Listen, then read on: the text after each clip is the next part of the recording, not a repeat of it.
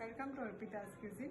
વ્રત કે ફરાળમાં ખાઈ શકે તેવા અલગ રીતે આપણે વડા બનાવીશું. તો ખૂબ જ ક્રિસ્પી અને ખૂબ જ ટેસ્ટી એવા વડા બને છે. તો ચલો રેસીપી સ્ટાર્ટ કરીએ. આવી જ નવી નવી રેસીપી જોવા માટે મારી ચેનલને સબસ્ક્રાઈબ કરી લેજો. બાજુમાં રહેલા બેલ આઇકોનને પ્રેસ કરી લેજો એટલે રેસીપીનું નોટિફિકેશન તમને જલ્દીથી મળી જાય. ફેસબુક પેજ અને ઇન્સ્ટાગ્રામ ઉપર ફોલો કરવાનું ના ભૂલતા.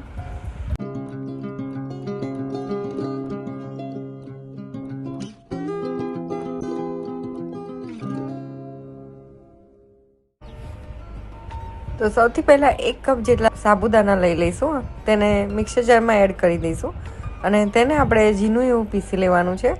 તો આ રીતનું આપણે એકદમ ઝીણું એવું પીસી લઈશું. તો આ રીતનું પાવડર ફોર્મ તેને કરવાનું છે. તો આ મેં 1 કિલો બટેટા લીધા છે, તેને સારા એવા બાફી લીધા છે. બટેટાને આપણે મેશ કરી લેવાનું છે. આ રીતે ના કરવું હોય તો જે છીની હોય તેનાથી બટેટાને છીની લેવાના. તો એકદમ સારા એવા આપણે આ રીતે મેશ કરી લીધા છે. હવે તેમાં જે આપણે સાબુદાણાનો પાવડર કર્યો હતો તે એડ કરી દઈશું. તો હવે તે જ મિક્સર જારમાં આપણે 2 થી 3 આદુના ટુકડા એડ કરીશું. 3 થી 4 લીલા તીખા મરચાં એડ કરીશું. તીખું તમારે કેવું જોઈએ તે રીતે મરચાં એડ કરવાના. મુઠ્ઠી જેટલી કોથમીર એડ કરીશું અને તેને આપણે પીસી લેવાનું છે. બટેટામાં મસાલો કરી લઈશું. તો 1/4 કપ જેટલો સિંગદાણાનો ભૂકો એડ કરીશું. ટેસ્ટ પ્રમાણે મીઠું એડ કરી દઈશું અને જે ગ્રીન ચટણી આપણે બનાવી હતી તે અંદર એડ કરીશું. હવે હાથથી તેને એકદમ સારી રીતે બધું મિક્સ કરી લઈશું અને લોટ બાંધતા હોય તે રીતે તેનો ડો બાંધવાનો છે. તો આ રીતનો આપણે એકદમ સારો એવો કઠણ લોટ બાંધવાનો છે. તો લોટ બંધાઈ જાય એટલે તેને ઢાંકીને આપણે 1 કલાક માટે રાખી દઈશું.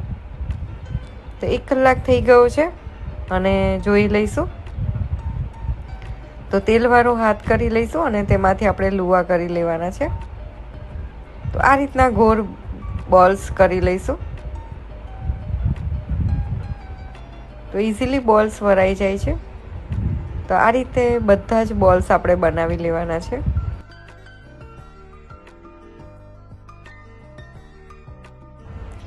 તો આ રીતે બધા જ બોલ્સ આપણે બનાવી લીધા છે. એક બાજુ તેલને ગરમ કરવા આપણે મૂકી દીધું હતું. તો તેલ એકદમ સારું એવું ધુમાડા કાઢતું ગરમ થાય પછી જ તેમાં બોલ્સ એડ કરીશું, નહીં તો બોલ્સ એકબીજાને ચોંટી જશે. એટલે આ વાતનું ખાસ ધ્યાન રાખવાનું છે. ગેસની ફ્લેમ આપણે બોલ્સ નાખ્યા પછી મીડિયમ કરી દઈશું. તો આ રીતે ધીરે રહીને તેને થોડું હલાવીશું, નહીં તો નીચે ચોંટી ના જાય તેનું ખાસ ધ્યાન રાખવાનું છે.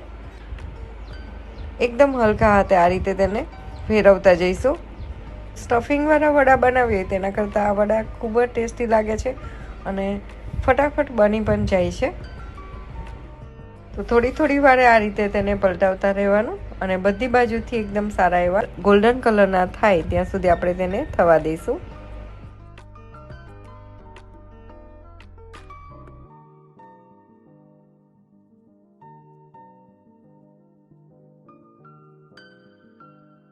તો તમે જોઈ શકો છો વડા એકદમ સારા એવા ગોલ્ડન કલરના થઈ ગયા છે.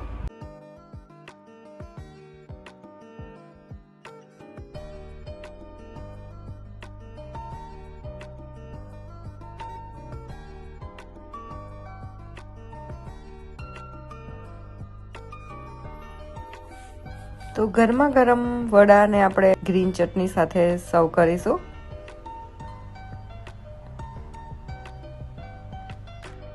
તો તમે જોઈ શકો છો ઉપરથી એકદમ ક્રિસ્પી અને અંદરથી એકદમ સોફ્ટ એવા આપણા વડા રેડી છે.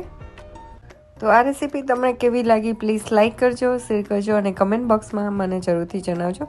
રેસીપી ગમે તો વધારેમાં વધારે શેર કરજો.